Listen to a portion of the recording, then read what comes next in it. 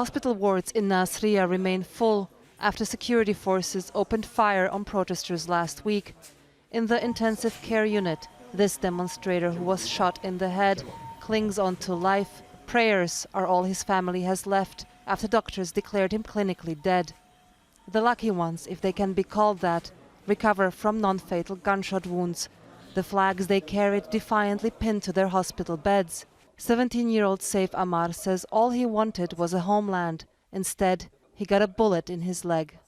When they started shooting, we retreated. As we ran, a guy next to me fell down. I couldn't just leave him, but when I attempted to carry him, I was also shot and fell, and the third one who came to help us also fell on me.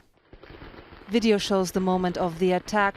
The government has issued an arrest warrant against the senior security force commander and promised an investigation.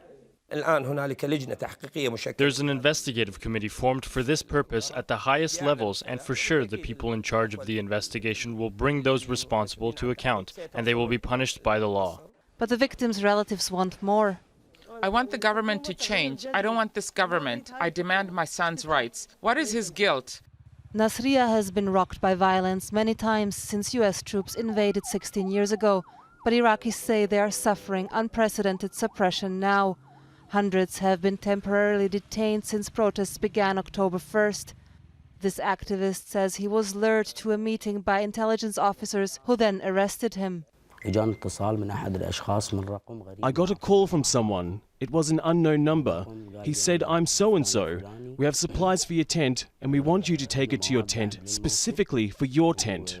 He was tortured and interrogated for 16 hours.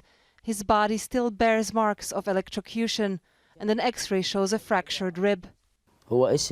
They call it an investigation, but it's not an investigation. It's torture.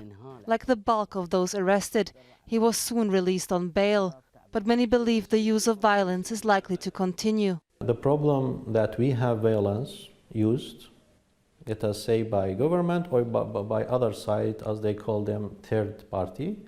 The problem there is theoretical type of investigation, but without any results. The crackdown has stoked fear among demonstrators and at the same time fueling more anger.